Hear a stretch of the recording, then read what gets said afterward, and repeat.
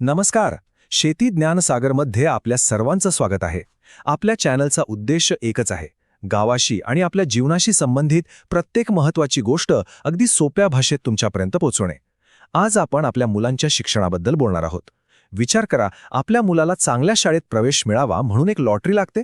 ऐकून थोडं विचित्र वाटत नाही का? पण ही खरी गोष्ट आहे. चला तर मग ही नेमकी काय योजना आहे ते सोप्या शब्दात समजून घेऊया. तर मग प्रश्न हा आहे की ही लॉटरी खरंच एका मुलाचं आयुष्य कसं बदलू शकते. अहो, विचार करा, एका कुटुंबासाठी लॉटरीचा तो निकाल म्हणजे फक्त एक साधा मेसेज नसतो.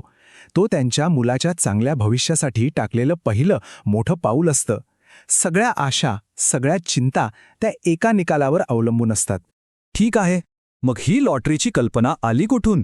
याच्या मागे नक्की विचार काय आहे हे समजून घ्यायचं असेल तर आपल्याला त्या कायद्याबद्दल जाणून घ्यावं लागेल, जिथून या सगळ्याची सुरुवात झाली. हा कायदा आहे शिक्षण हक्क कायदा. याला इंग्रजीत RTE असंही म्हणतात. आता हा कायदा म्हणजे काय? तर समजा जसं शेतात पिकाला पाणी मिळणं हा त्याचा हक्क आहे, त्याशिवाय ते वाढूच शकत नाही, तसंच या कायद्याने सांगितलं की शिक्षण हे प्रत्येक मुलाचा हक्क आहे, म्हणजे ते त्याला मिळालंच पाहिजे. या एका गोष्टीमुळे शिक्षणाचं सगळं चित्रच बदलून गेलं. आणि या कायद्यातली सगळ्यात महत्त्वाची गोष्ट म्हणजे हा आकडा 25%. याचा अर्थ काय?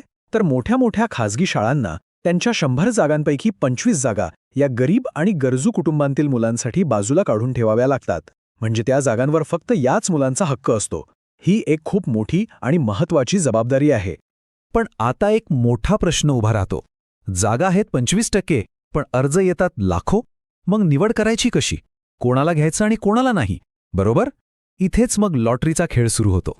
आता लॉटरी म्हटल्यावर आपल्याला वाटेल की हे खूप किचकट असेल, पण तसं नाहीये. हे अगदी आपल्या गावात जत्रा भरते आणि त्यात आपण चिठ्ठ्या टाकून बक्षीस काढतो ना, अगदी तसंच आहे. एक मोठा लकी ड्रॉ. सगळ्या मुलांची नावं एका डब्यात टाकलीत आणि ज्याचं नाव निघेल त्याला प्रवेश मिळणार. यामुळे कोणावरही अन्याय होत नाही, सगळ्यांना समान संधी मिळते. चला आता बघूया की हे सगळं नक्की होतं कसं. सगळ्यात आधी पालक आपल्या मुलासाठी ऑनलाईन अर्ज भरतात. मग त्यांना विचारलं जातं की तुम्हाला कोणत्या शाळेत प्रवेश हवा आहे, आणि ते आपल्या जवळच्या चांगल्या शाळांची नावं देतात. त्यानंतर कॉम्प्युटर स्वतः सगळ्या अर्जांमधून मुलांची नावं निवडतो, म्हणजे लॉटरी काढतो. आणि शेवटी निकाल जाहीर होतो आणि ज्या कुटुंबांच्या मुलांची निवड झाली आहे त्यांना तसं कळवलं जातं. आता आपण एक ताजं उदाहरण बघूया, म्हणजे तुमच्या लक्षात येईल की हे प्रत्यक्षात कसं घडतं. नुकतीच एक बातमी आली होती ज्यामुळे हजारो पालक अगदी जीव मुठीत धरून वाट पाहत होते.